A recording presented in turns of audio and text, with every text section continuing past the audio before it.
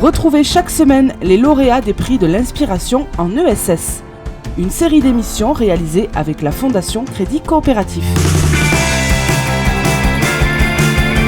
Dans les Hauts-de-France, le golf de Rumingham, rebaptisé Cap Golf Club, est le premier golf en France géré par une association et entretenu par des travailleurs en situation de handicap. Bonjour Guillaume Morlet. Bonjour. Directeur de l'innovation et de la recherche de Cap Énergie. Expliquez-nous comment ce golf laissé à l'abandon pendant des années est redevenu, grâce à un partenariat avec l'association Cap Énergie, un magnifique parcours de 18 trous sur 50 hectares et surtout un projet solidaire qui a créé de l'emploi pour des personnes en situation de handicap.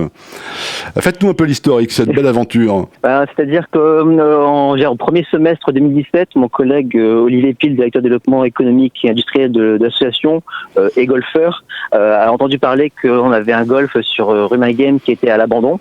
Et il s'est dit, tiens, pourquoi pas, on étudierait le projet, voir si c'était pas réalisable avec notre structure protégée. Et puis, ça a été parlé en fait avec le conseil d'administration qui a donné son go après entretien avec le maire, parce que le terrain était à l'abandon depuis 2 ans et appartenait aussi à la commune. Et la commune cherchait un repreneur sans succès. Et suite à l'accord en fait du conseil d'administration, qu'on a redémarré en septembre 2017 avec une équipe de 20 travailleurs espaces verts, parce que historiquement nos structures, en fait, une des activités premières était les espaces verts, et pendant 6 mois, en période hivernale, donc sous la pluie, sous le froid, ils ont très bien travaillé pour remettre en état les greens, qui étaient la terre battue, et on a pu ouvrir comme prévu le 21 avril 2018. Donc, c'est vrai que c'est une première nationale où un golf est exploité par une structure protégée. Parce que c'est vrai qu'en général, on est plutôt sous-traitant au niveau espace vert, mais là, ça a permis en fait de réaliser cette partie-là, de gérer un clubhouse et de créer des nouveaux services d'accueil, services et de restauration ensemble. Oui, il y avait plusieurs enjeux, effectivement. Faire renaître un golf et puis créer un projet solidaire qui crée de l'emploi. Combien vous avez créé d'emplois en fait ?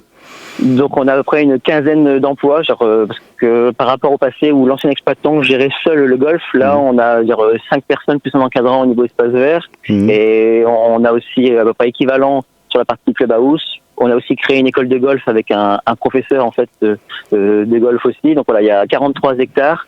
La spécificité du golf, c'est qu'il se trouve en plus à mi-chemin entre Calais, Saint-Omer, Dunkerque et Boulogne. Et il est aussi une spécificité du niveau du terrain, c'est qu'il y a 10 trous en plaine et 8 trous en forêt. Donc on peut mixer les deux. Quel retour vous avez des salariés qui sont, si je ne me trompe pas, en CDI Alors oui, au niveau de la structure, en fait, Cap Énergie, c'est une association qui a 22 ans. On a à peu près 11 sites sur les Hauts-de-France, avec plus de 400 personnes. Donc on a fois personnes, parce que en structure protégée, ce sont des usagers, et en entreprise adaptée, ce sont des salariés. Et le golf dépend de l'entreprise adaptée de Calais, où il y a 100 personnes, et tous sont en CDI, à part quelques-uns qui viennent d'arriver, qui sont en CDD. Mais voilà. Quel retour vous avez de leur part, justement, de ces personnes qui sont en situation de handicap ils sont très contents, parce que c'est un cadre, donc je vous invite à venir. C'est un cadre très agréable, un golf champêtre, familial, convivial. Donc ce qui fait que ils sont en plein air sur des activités nouvelles. En même temps, ils sont en contact en fait des personnes qui viennent jouer au golf, et en même temps, les golfeurs sont très contents de revoir renaître le golf, de le voir entretenu, et ils sont toujours contents des retours qu'on a aussi au niveau du travail qui est fait par nos salariés, parce qu'à la base, ce ne sont pas des jardiniers de golf, ce sont des jardiniers en fait d'espaces verts traditionnels, qui ont évolué, et en même temps content aussi de l'accueil qui peut être fait au niveau du clubhouse, du service qui peut être rendu. Donc c'est une très bonne réussite pour tout le monde. À l'heure où beaucoup de sports ne sont pas encore accessibles à tous les publics, alors vous voulez aller encore plus loin dans votre projet solidaire en souhaitant acquérir un paragolfeur pour favoriser le golf auprès des personnes en situation de handicap. Expliquez-nous en quoi ça consiste, ce paragolfeur.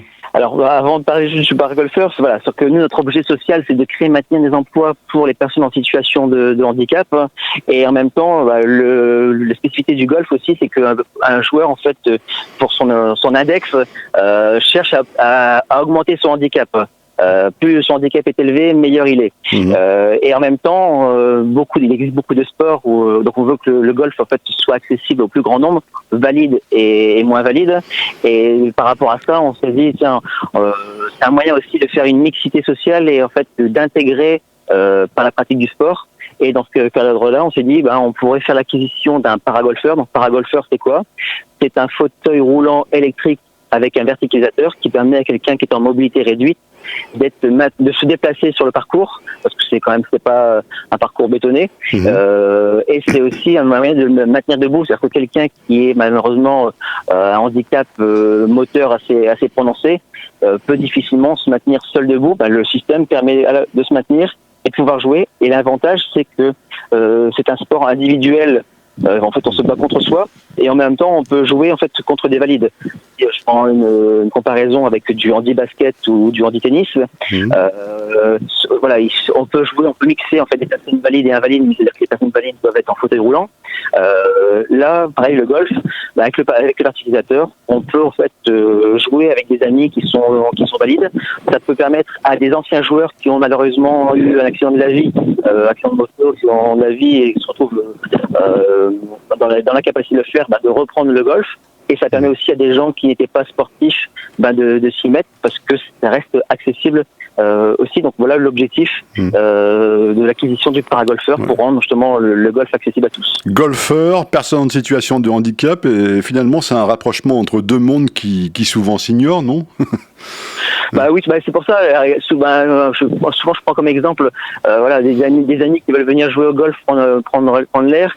Potentiellement, ils risquent d'exclure un ami qui est en mobilité réduite parce que c'est pas forcément praticable. Là, ça permet de faire un sport, passer un moment convivial ensemble, en gommant le handicap. Dessus, donc voilà, ça on prend l'air en famille, entre amis. Donc voilà, c'est quelque chose qui peut être très bénéfique pour l'intégration de toute personne. Et en même temps, ça favorise aussi les personnes valides à mieux comprendre le milieu du handicap, parce que souvent on en a peur. Et là, ça permet de montrer qu'un joueur qui est en fauteuil roulant avec un paragolfeur peut à la rigueur rivaliser, voire dépasser quelqu'un qui est valide. Voilà, donc c'est une bonne chose aussi. Vous évoquiez tout à l'heure le clubhouse. Est-ce que ça veut dire que la renaissance du golf continue et s'agrandit ?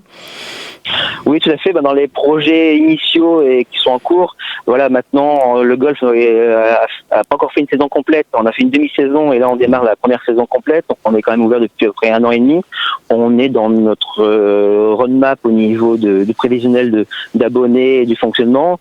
Les joueurs qui viennent régulièrement voient, et on peut le voir sur Internet au niveau des avis, que tout progresse, s'améliore et plus vite que les gens ne le pensaient.